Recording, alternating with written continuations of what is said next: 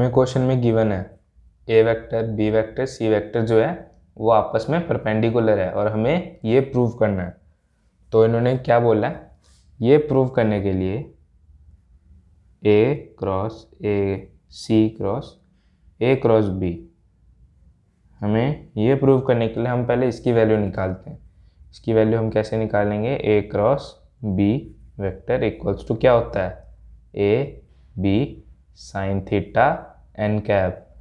अब यहाँ पे ए वेक्टर जो है वो ए वेक्टर का मैग्नीट्यूड है और सिमिलरली बी मैग्नीट्यूड है बी वेक्टर का, और थीटा यहाँ पे इन दोनों के बीच का एंगल, और एन कैप क्या है, एन कैप एक यूनिट वेक्टर है। एन कैप यूनिट वेक्टर है जो इन दोनों के परपेंडिकुलर होगा।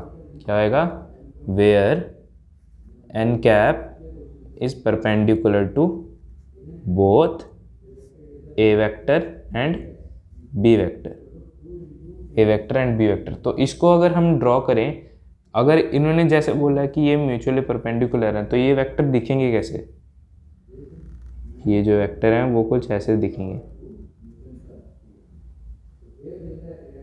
ये हमारा हो गया ए वेक्टर, ये हो गया बी वेक्टर और ये हो गया सी वेक्टर। तो ये आपस में परपेंडिकुलर है, म्यूचुअली परपेंडिकुलर। तो जो ये ए और बी के जो परपेंडिकुलर है एन कैप, तो वो भी इधर ही होगा एन कैप। ये जो यूनिट वेक्टर है वो इस तरफ आया। अब इन्होंने क्या बोला है, हमें ये प्रूव करना है, तो हम इसे लिख लेते हैं यहाँ पे 3 इस C vector cross A vector cross B vector.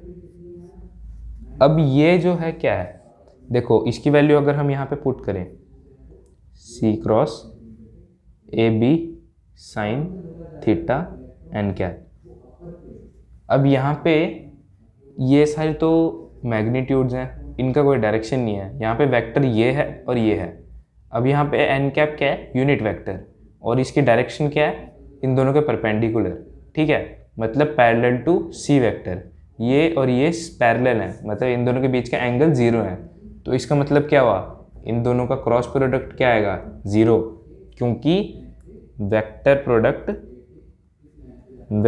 Product of two parallel vectors क्या होते हैं, 0। दो पैरेलल वेक्टर्स का जो वेक्टर प्रोडक्ट होगा वो 0 होता है हमेशा। अब आप सोच रहे होंगे कि मैंने एन कैप इसी डायरेक्शन में क्यों लिया। ठीक है, अब आप बोलोगे कि एन कैप तो हम इस डायरेक्शन में भी ले सकते थे, फिर ये दोनों आपस में ऑपोजिट हो जाते। पर हमें क्वेश्चन में ये भी तो नहीं बोला कि सी भी इसी डायरेक्शन में है, सी की डायरेक्शन भी हमें स्पेसिफाई नहीं कर रखी। तो हम क्वेश्चन को आसान बनाने के लिए दोनों की डायरेक्शन एक ही लेते हैं।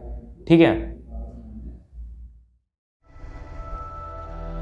इससे आसान सॉल्यूशन और कहीं नहीं।